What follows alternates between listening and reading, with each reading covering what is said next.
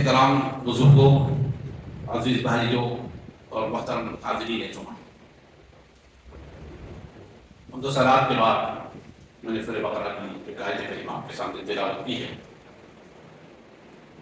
اسی کی روشنی میں کچھ باتیں آپ کے سامنے رکھنے کی کوشش کروں۔ اللہ تعالیٰ نے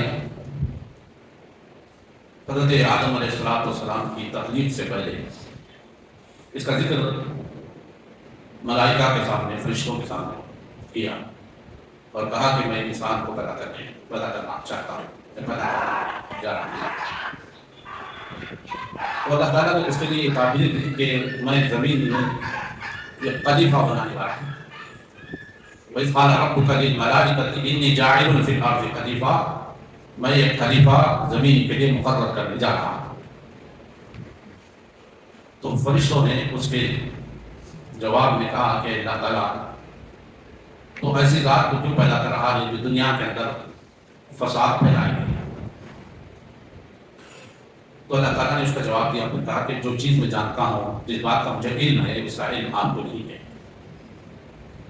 تو فرشتوں نے اس بات کو تسلیم کر لیا اور مان لیا کہ ہم محدود علم رکھتے ہیں اور ہمیں صرف وہ علم حاصل ہے جو اللہ تعالیٰ کی طرف سے ہمیں عطا کیا گیا۔ پھر اللہ تعالیٰ نے حضرت آدم علیہ السلام کی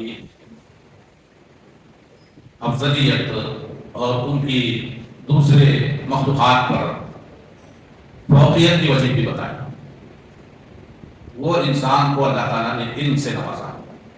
وَعَلَّمَ آدَمَ الْأَسْمَاءَ كُلَّهَا ثُمَّ عَرَضَهُمْ عَلَى الْمَلَائِكَةِ، اللہ تعالیٰ نے حضرت آدم علیہ السلام کو چیزوں کے نام بتائے اور اس کے بعد پھر ملائکہ کے سامنے، فرشتوں کے سامنے کو پیش کیا اور پھر پوچھا کہ تم ان چیزوں کے نام بتاؤ، تو فرشتے نہیں بتا سکتے، لیکن حضرت آدم علیہ السلام نے ایک ایک چیز کا نام اور ایک ایک چیز کا ذکر کیا اور بتایا۔ تو اللہ تعالیٰ نے کہا قال انی اعلم ما لا تعلمون، جو چیز میں جانتا ہوں وہ تم نہیں جانتے۔ اور اللہ تعالیٰ نے حضرت آدم علیہ السلام کو جنت میں رکھا، پھر حضرت حوا علیہ السلام کو ان کا پارٹنر بنایا، پھر دونوں رہے۔ شیطان نے پھر گھسایا اور بتایا کہ اگر تم اس درخت کا پھل کھا لو گے تو جنت میں ہمیشہ رہ جاؤ گے۔ اس کے بعد اسی چاہت نے حضرت آدم اور حوا علیہ السلام کو اس درخت کے پھل کھانے پر مجبور کیا، پھر وہ کھائے، پھر اللہ تعالیٰ نے ان کو دنیا میں بھیجا۔ حضرت آدم علیہ السلام دنیا میں پہلے انسان بھی ہیں اور پہلے نبی بھی ہیں۔ تو اللہ تعالیٰ نے انسان کو اس دنیا میں بھیجا، بہت ساری چیزیں اس کے لیے مسخر کی۔ وَسَخَّرَ لَكُم مَّا فِي السَّمَاوَاتِ وَالْأَرْضِ، آسمان اور زمین میں جو کچھ ہے انسان کے ماتحت اس کو کر دیا جاتا ہے، اور ہر چیز کو اللہ تعالیٰ نے ایک مقصد کے لیے بنایا ہے۔ ان کائنات کی کوئی چیز بے مقصد اللہ تعالیٰ نے نہیں بنائی۔ أَفَحَسِبْتُمْ أَنَّمَا خَلَقْنَاكُمْ عَبَثًا وَأَنَّكُمْ إِلَيْنَا لَا تُرْجَعُونَ، تو اس سے بڑے مقصد کے لیے انسان کو پیدا کیا ہے۔ ہماری زندگی کا ایک مقصد ہے اور ایک اعلیٰ مقصد ہے، اور اس کو اللہ تعالیٰ نے بتایا وَمَا خَلَقْتُ الْجِنَّ وَالْإِنسَ إِلَّا لِيَعْبُدُونِ۔ انسان کی تخلیق کا مقصد، انسان کو اس دنیا میں بنانے کا مقصد، انسان کو اس دنیا میں بھیجنے کا مقصد اللہ کی بندگی کا لگا۔ اللہ کی بندگی کے لیے اللہ تعالیٰ نے انسان کو پیدا کیا۔ تو انسان صرف اللہ کی بندگی کے لیے پیدا کیا گیا۔ علامہ ابن تیمیہ رحمہ اللہ سے کسی نے پوچھا کہ یا ایھا الناس اعبدوا ربکم الذی خلقکم والذین من قبلکم میں جو عبادت کا حکم دیا گیا ہے، وہ کس کی عبادت کا حکم دیا گیا ہے، وہ کیسی عبادت کا حکم دیا گیا ہے؟ تو علامہ ابن تیمیہ رحمہ اللہ نے جس کے جواب میں ایک بڑی لمبی تقریر کی، ان کی وہ تقریر ایک کتاب کی شکل میں اور رسالۃ العبودیہ کے نام سے موجود ہے۔ اس میں انہوں نے پوری تفصیل اس سوال کے جواب میں دی ہے۔ انہوں نے اس میں بتایا ہے کہ عبادت ایک جامع لفظ ہے، عبادت ایک بہت جامع لفظ، اس میں بہت سارے معنی، اس کا ایک بہت بڑا وسیع معنی ہے۔ اور کہا کہ عبادت میں صرف نماز روزہ زکوٰۃ اور حج نہیں ہے، بس عبادت میں یہ بھی ہے کہ انسان اپنے پڑوسیوں کے حقوق ادا کرے، اس نے سلوک کرے، ایفائے عہد کرے، امانت داری کا ثبوت دے، معاملات اچھے رکھے، یعنی اللہ کی بندگی اور اس کے حقوق کی ادائیگی کے ساتھ ساتھ انسان ہونے کے ناطے انسانوں کے جو حقوق ہیں، بندوں کے جو حقوق ہیں ان کو بھی ادا کرے، بلکہ اس سے آگے بڑھ کر اسلام نے بتایا گیا ہے کہ ہر چیز کا حق ایک مومن اور مسلمان ہونے کے ناطے ادا کرنے کی کوشش کرے۔ انسان جانوروں کے ساتھ بھی اچھا سلوک کرے، جانوروں کے ساتھ بھی اچھا برتاؤ کرے، ان کے حقوق بھی ادا کرے۔ مخلوق کی بھی حقوق اس پر عائد ہوتے ہیں اور یہ بھی عبادت میں شامل ہے۔ ہم نے انسانوں اور جنوں کو اس لیے پیدا کیا ہے کہ وہ صرف اللہ کی بندگی کریں، تو یہ اللہ کی بندگی ہماری پوری زندگی اللہ کی بندگی بن جائے۔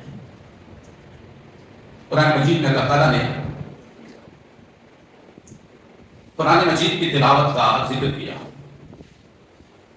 اور پھر نماز قائم کرنے کا حکم دیا اور کہا ان الصلاۃ تنہی عن الفحشاء والمنکر، تو بتایا کہ نماز انسانوں کو فحش کاموں سے، بے حیائی کے کاموں سے اور منکرات سے روکتی ہے۔ فحش جو ہر معاشرے کے اندر جسے برا سمجھا گیا ہے، کسی بھی تہذیب میں، کسی بھی معاشرے میں، کسی بھی کلچر میں اس کو اچھا نہیں سمجھا گیا۔ زنا یہ فحش ہے، بے حیائی، عریانی یہ فحش ہے، اس کو کسی بھی معاشرے میں، کسی بھی تہذیب نے اس کو ایکسپٹ نہیں کیا، اس کو قبول نہیں کیا، اسے اچھا تسلیم نہیں کیا۔ تو کہا کہ نماز ان چیزوں سے انسان کو روک دیا، اور منکر اس چیز کو کہتے ہیں جو انسان کے دل کو نہیں بھاتی، جو انسان کے دل کو وہ بات جو ہے دل اسے نہیں مانتا، تسلیم نہیں کرتا، انکار کرتا ہے اس کا دل، کسی بھی انسان کا، کسی بھی دھرم کا ہو، کسی بھی مذہب کا، کسی بھی عقیدے کا ماننے والا، لیکن وہ اس چیز کو نفرت کرتا ہے، یعنی انسانی فطرت جسے نفرت کرتی ہے وہ منکر ہے۔ تو نماز اسی چیز کا، نماز کی صفت یہ بیان کی گئی کہ یہ فحش ہے اور منکرات ہے۔ اصل بات جو اس سے بڑی بات ہے اللہ تعالیٰ نے اس کے بعد بتائی، وَلَذِكْرُ اللَّهِ أَكْبَرُ۔ نماز اللہ کی عبادت ہے اور اسلام کے اندر ایک مسلمان کے سب سے اولین اور آخرین فریضہ ہے۔ اسلام کے اندر داخل ہونے کے بعد فوراً جس چیز کا اظہار کرنا پڑتا ہے وہ اللہ کی بندگی کا اظہار وہ نماز کے ذریعے سے جو ظاہر ہوتا ہے، اور یہ انسان کے مرد دم تک اس پر اللہ تعالیٰ نے اسے فرض کیا، ہر حالت میں، ہر صورت میں اسے ادا کرنے کا حکم دیا۔ اور نماز کا اسلام کے اندر بڑا اونچا مقام ہے، ارکان اسلام میں سے ہے نماز قائم کرنا، یہ فریضہ ہے، اس کے بغیر اسلام کی عمارت ادھوری ہے، ناقص ہے، اور اس کے بغیر ایک مسلمان کا تصور نہیں کیا جا سکتا کہ نماز کے بغیر بھی کوئی مسلمان ہو سکتا ہے۔ لیکن اللہ تعالیٰ نے اس سے بڑی بات اس نے بتائی کہ وَلَذِكْرُ اللَّهِ أَكْبَرُ، اور اللہ کا ذکر کس سے بھی بڑی چیز ہے۔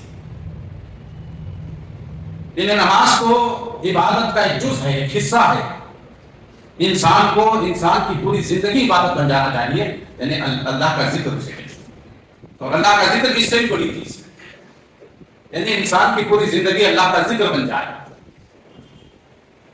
تو عبادت کا جتنا جیسا تصور ہم لیں گے ہماری زندگی کے اندر اتنا ہی دین وجہ ہمارے زندگی میں آئے گا۔ اگر عبادت کا محدود تصور ہم نے رکھ لیا تو ہماری زندگی کے اندر دین بھی محدود ہوگا، مختصر ہوگا، اور اگر ہم نے عبادت کو ایک وسیع معنی میں لیا تو ہماری زندگی پوری دین کے دائرے میں ہوگی، اور یہ دین ہماری زندگی کے کو جو ہے اس پر محیط ہوگا۔ ہر کام ہمارا اللہ کی عبادت بچ جائے۔ اسی لیے آج ہمارے اندر دین جو کم سے کم نظر آتا ہے، اس کی وجہ یہی ہے کہ ہم نے عبادت کا جو جامع تصور ہے، وسیع تصور ہے، وسیع جو معنی ہے، اس کو چھوڑ کر ہم نے مختصر کر دیا۔ اور ہماری عبادت صرف نماز، روزہ اور زکوٰۃ و حج، مسجد کے اندر رہنے تک ہماری زندگی عبادت ہوتی ہے۔ اس کے باہر ہماری زندگی آزاد ہے، ہم اس کو عبادت کے دائرے سے باہر نکال دیتے ہیں۔ تو اس لیے عبادت کا جامع تصور سب سے پہلے ہونا چاہیے، اس لیے کہ اللہ تعالیٰ نے انسانوں کو عبادت کے لیے پیدا کیا۔ ہمارا کوئی کام عبادت کے دائرے سے خالی نہیں ہو سکتا۔ ایک آدمی دوڑ دھوپ کر رہا ہے، محنت کر رہا ہے روٹی کمانے کے لیے، روزی کمانے کے لیے، تاکہ حلال روزی خود بھی کھائے اور اپنے بال بچوں کو بھی حلال روزی کھلائے، تو یہ اس کی کوشش، یہ اس کی محنت، یہ جدوجہد، یہ ایک عبادت ہے۔ اور دنیا میں زندگی کا جو مقصد اور تصور ہے وہ صرف 3 چیزوں پر مشتمل ہے: روٹی، کپڑا اور مکان۔ تو اسی تصور کے ساتھ انسان جیتا ہے، اور اس کی ساری طاقت، ساری کوششیں، ساری محنتیں اسی نعرے کے ارد گرد گھومتی ہیں۔ وہ صبح اٹھتا ہے تو اس کا مقصد یہی 3 چیزیں ہوتی ہیں۔ وہ دوڑ دھوپ کرتا ہے تو اس کا مقصد یہی ہوتا ہے کہ تینوں چیزوں کو حاصل کیا جائے۔ اس کی صبح شام اسی کے لیے گزرتی ہے کہ وہ یہ 3 چیزیں، روٹی، کپڑا اور مکان، حاصل کر سکے۔ اس کی تعلیم کا مقصد، اس کے علم حاصل کرنے کا مقصد یہ ہوتا ہے کہ یہ 3 چیزیں اسے حاصل ہیں۔ دنیا کا تو یہ نعرہ ہے، دنیا کا یہ تصور ہے، لیکن اسلام نے ہمیں اس سے اوپر اٹھ کر زندگی گزارنے کا تصور دیا ہے اور بتایا ہے کہ تمہاری زندگی کا مقصد صرف یہ نعرہ نہیں ہے جو دنیا نے کی ہے، کہ تمہاری صبح کی جدوجہد، تمہاری محنتیں، تمہاری کوششیں اس مقصد کے لیے بسر ہوں، تمہارے اوقات اس کے لیے صرف ہوں، تمہارا وقت اس کے لیے لگے۔ یہ مقصد نہیں ہے، بلکہ کہا کہ ہماری زندگی کا مقصد اللہ تعالیٰ کی عبادت ہے۔ اور جو امتحانات، جو آزمائشیں اس زندگی کے اندر آتے ہیں، وہ انسان کی یہ پڑھنے کے لیے، دیکھنے کے لیے اللہ تعالیٰ کرتا ہے کہ یہ کتنا کھرا اور کتنا کھوٹا ہے۔ خلق الموت والحیات لیبلوکم ایکم احسن عملا۔ اللہ تعالیٰ نے زندگی اور موت کو اس لیے بنایا ہے تاکہ وہ دیکھ سکے کہ انسانوں میں کون اچھا عمل کرنے والا ہے۔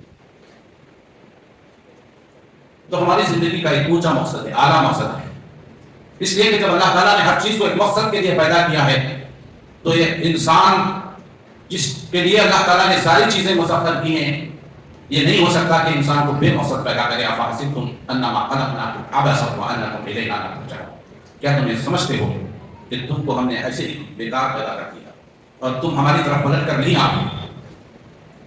لیکن اللہ تعالیٰ نے یہ کہا کہ ایسا نہیں ہو سکتا، عبث نہیں ہے، بے مقصد نہیں ہے، ایک مقصد ہے، اور وہ مقصد عبادت ہے۔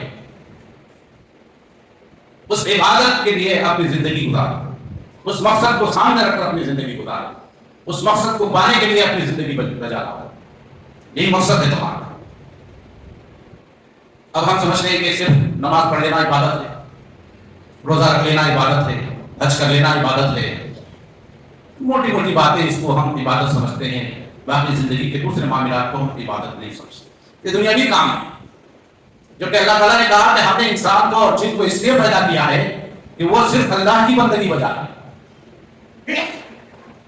تو پھر یہ سب کام، دنیاوی کام جو ہم نے بنا لیا ہے، اصل میں یہ ہمارے اپنے غلط تصور کی وجہ سے ہے، غلط نظریہ ہمیں عبادت کا اپنایا ہے، اس لیے ہے۔ ورنہ ایک مومن کا کوئی کام عبادت سے خالی نہیں۔ اللہ کے رسول صلی اللہ علیہ وسلم نے صحابہ اکرام کو یہ بتایا کہ اگر تم جو گھوڑے پالتے ہو، جو اونٹ پالتے ہو، ان کا گوبر، ان کی لیٹ بھی پاک صاف رکھتے ہو، ان کو چارہ دیتے ہو، پھر کہا کہ یہ بھی عبادت ہے۔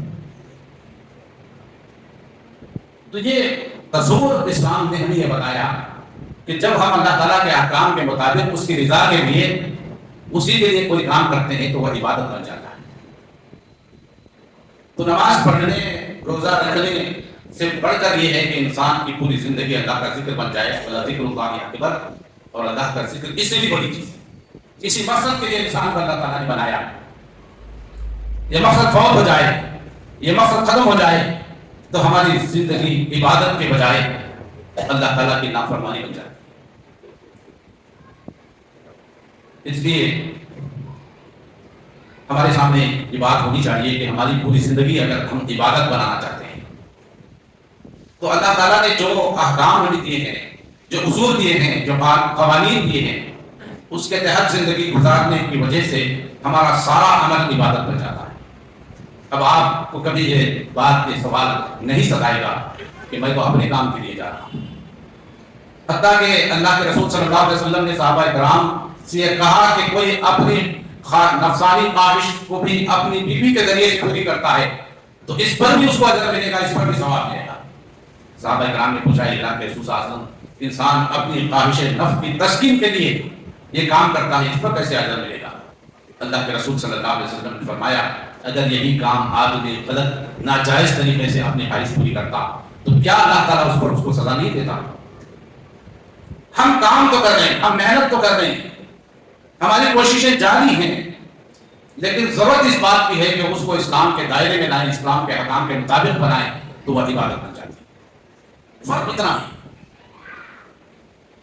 اسلام نے کہیں کسی چیز سے نہیں روکا. آپ یہ نہیں کہا کہ آپ سب کچھ چھوڑ چھاڑ کے آپ کی کوشاں نشین ہو جائیں. اسلام نے اس کے سخت ممانعت کی اور کہا رہبانیت اور پھر اسلام کے اندر رہبانیت نہیں ہے، ترک دنیا نہیں ہے. دنیا کے معاملات سے بے تعلق ہو کر گوشہ نشینی اختیار کرنے کا نہیں ہے. اس سے منع کیا اسلام نے.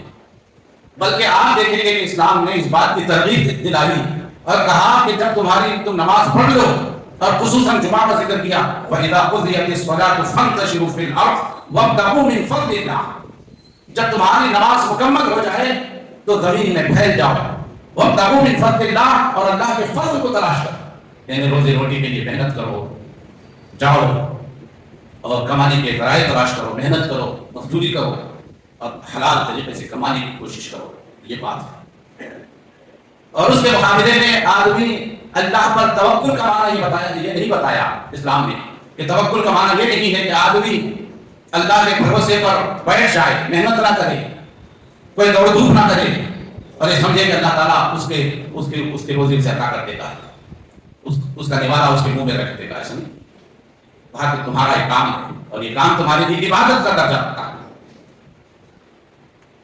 تو یہ ساری زندگی عبادت ہے. اور کہنے کا مطلب یہ ہے کہ دنیا کی زندگی میں انسان کی زندگی کے جو شعبے ہیں اس شعبے میں کوئی شعبہ ایسا نہیں ہے جو دین اسلام سے الگ ہے.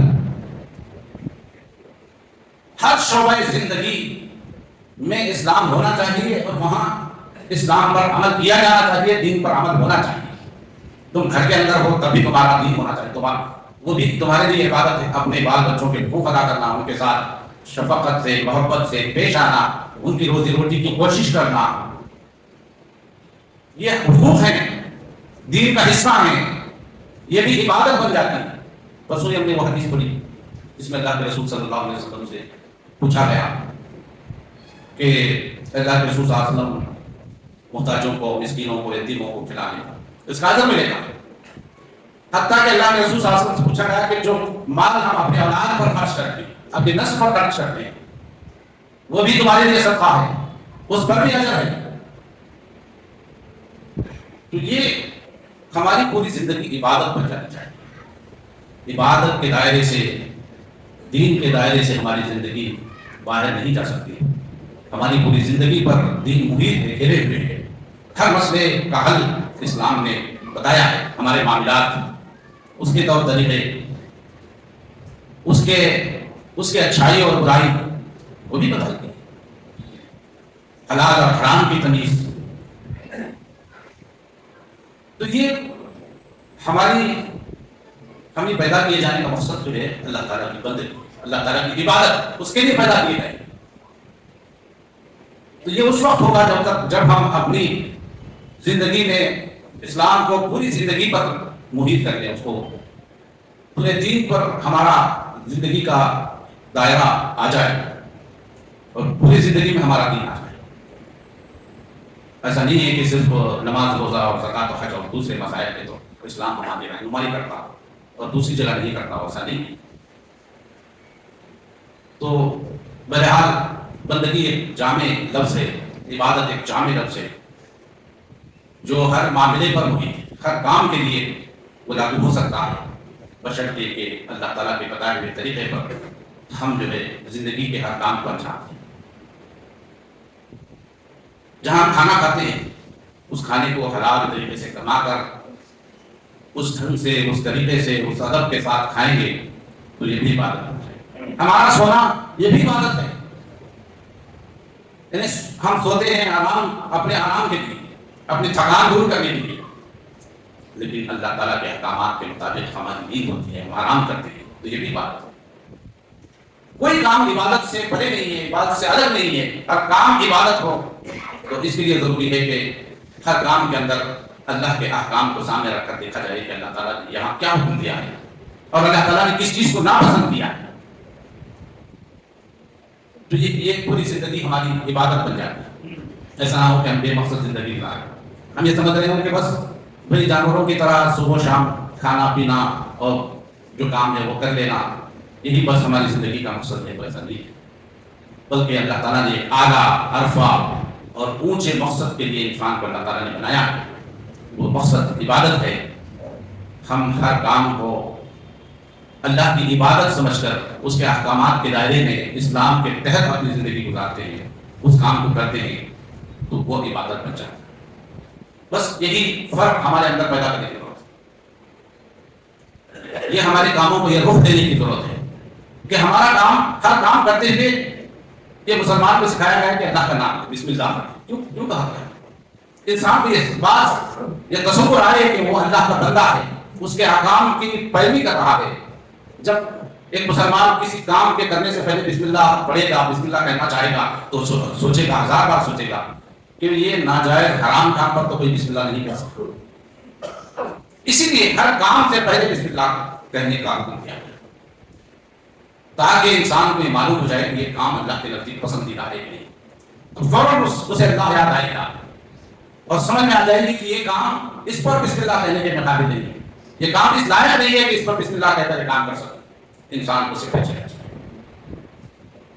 तो ये कॉन्सेप्ट है, तस्वुर है जो इस्लाम ने हमें दिया है इबादत का, बंदगी का। हम सब अल्लाह के बंदे हैं और हमारा काम अल्लाह की बंदगी बजाना है, और पूरी जिंदगी हमारी बंदगी बन जाए उसके लिए अल्लाह के अहकामात को हर काम के सामने रखकर तोलना है, देखना है, जायजा लेना है, उसे परखना है कि ये काम अल्लाह के नज़दीक पसंदीदा है या नहीं।